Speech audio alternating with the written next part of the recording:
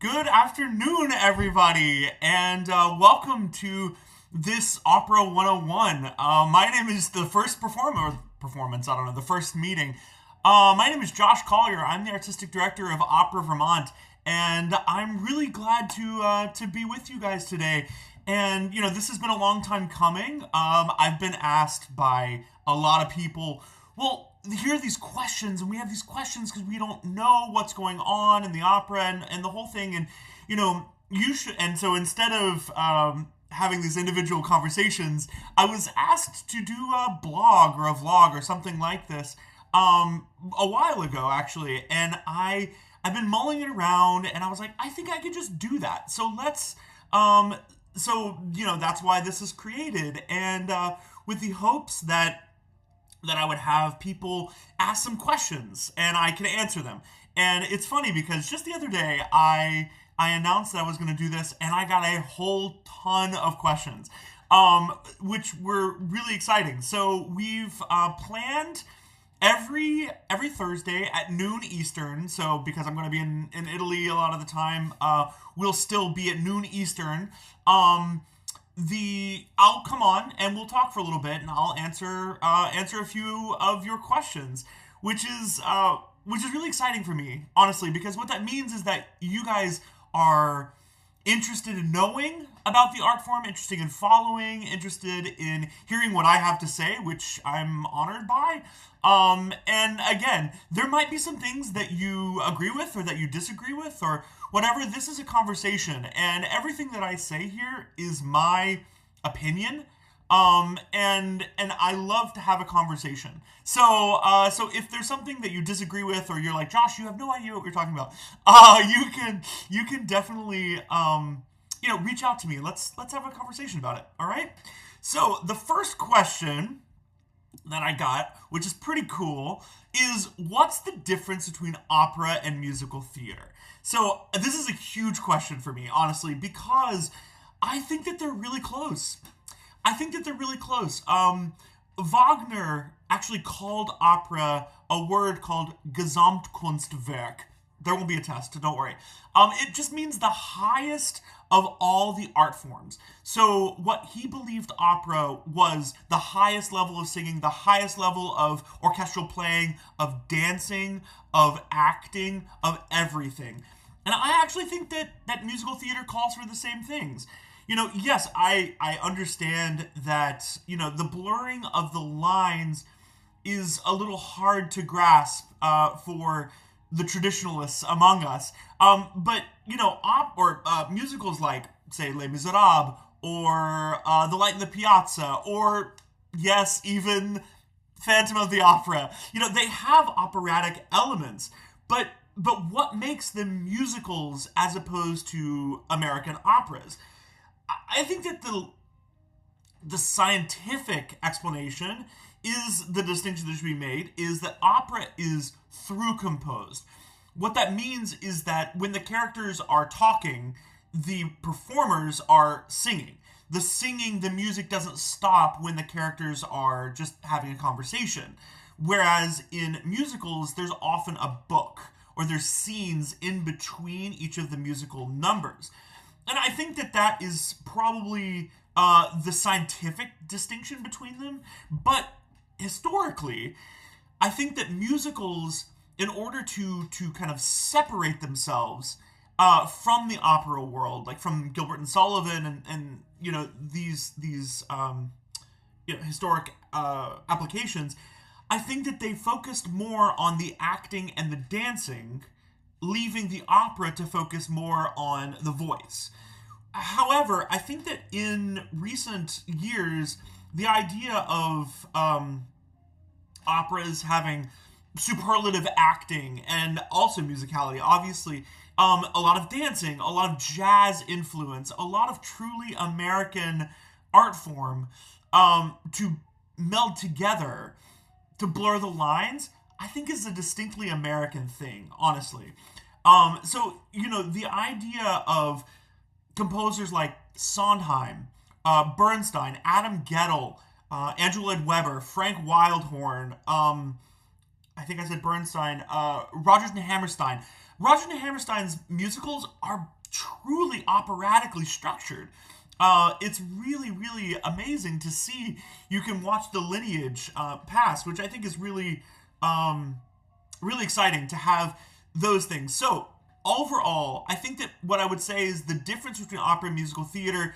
Opera typically is coming from a Western European tradition. Musical theater is a very American tradition, borrowing from the history that we've had. But I would say that as much as we can blur those lines, the better. Especially at Opera Vermont, I really believe that opera is musical theater with a different musical paradigm. So thank you for that question. So the next question, and this is a really cool one, is what do you mean when you say upstage and downstage? Okay, so theater terminology is like any other kind of jargon. Really quickly, in fact, I was at dinner last night by myself, and I was just eating, and there were two doctors or med students sitting next to me. And I swear to God, I could not understand what they were saying because of so many acronyms and jargony things. And I was like, "You're speaking English, but I can't understand." So it makes sense that there would be jargon, in the theater terms. But simply, upstage means when you've got the performer on the stage, and the director wants the actor or the singer to go toward the back wall of the theater instead of toward the audience. So if the actor goes to the back wall of the theater, we say that's upstage, and if the actor goes toward the audience, we say that's downstage. Now, historically, it's very cool because even some theaters now, especially the older theaters in Europe, are actually at an incline. So the theaters were built at an incline. So when you walked upstage, you were actually walking at an incline toward the back wall. And when you were walking backstage, or downstage, you would go down the stage toward, literally down, and you would be able to be toward the audience. This was important because of the audience was on levels, and so to be able to see at what would look like a normal angle, the stage had to be at an angle to counteract that. So it was a really cool thing, and that's just carried over. It's called a rake when the stage is at an angle, a raked stage. So that is what that is. And then the last question, which I was kind of surprised by, because I was asking about, operas and what, things that you're wondering about, everything. And I got many people asking me what my favorite role was to sing and why. How do I answer that question? It is a really tough question for me because, over the past however many years, my voice has changed a little bit. So the repertory that I sang when I was younger is not the same repertory I sing when I'm today, and I love both of them. So I'm going to say I cannot choose one, but I'm going to give you three. So forgive me on that, but I think it will make more sense. So, okay, the first one I love to sing, which is going to come as no surprise whatsoever, is Kalaf in Turandot. It's one of the most rewarding roles to sing. It is powerful. It's amazing to be on stage with so many people making so much human noise. It's really, really an indescribable sensation to be on stage with that. And I mean, the music is phenomenally beautiful too. Secondly, I'm going to stick with Puccini because he's my voice's favorite music to sing at this moment. And I'm going to say Cavaradossi in Tosca. Also Puccini, obviously. Cavaradossi has some of those beautiful lyrical music, the most passionate moments in the second act, confrontation with Scarpia. It's really, really fun to sing. it's a fun acting role, but it's also just unbelievably beautiful lyric music, and it has maybe my favorite aria in the whole repertory, which is E luceva le stelle. Um, and now I'm gonna deviate a little bit from my third one. My third favorite is, and this is he's last here, but he's not last in my heart. He's probably my favorite character I've ever sung, and he's Nemorino in L'Elisir d'Amore, The Elixir of Love. I made my international debut with him. I've sung many, many, many productions of The Elixir of Love. I I just love him. I love how charming he is in his simplicity. I love the character arc. I love how he we think of him as a simpleton, and in fact he's not. He's a true romantic hero. I really really love him. I love every note that was written for him. I love all the duets. I love everything. It's a tour de force because you're on stage for an hour and 45 minutes of a 2 hour opera, but it is so unbelievably rewarding, top to bottom. I just love it.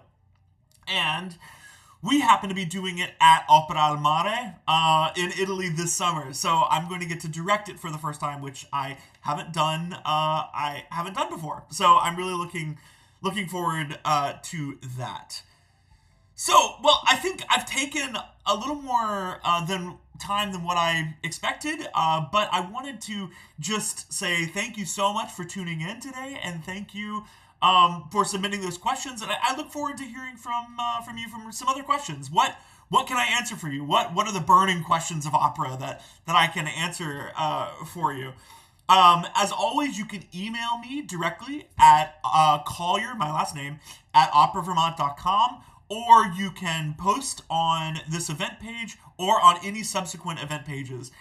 We've created events for Opera 101 for every Thursday to the end of time, and so you can definitely post on one of those events, and I will answer.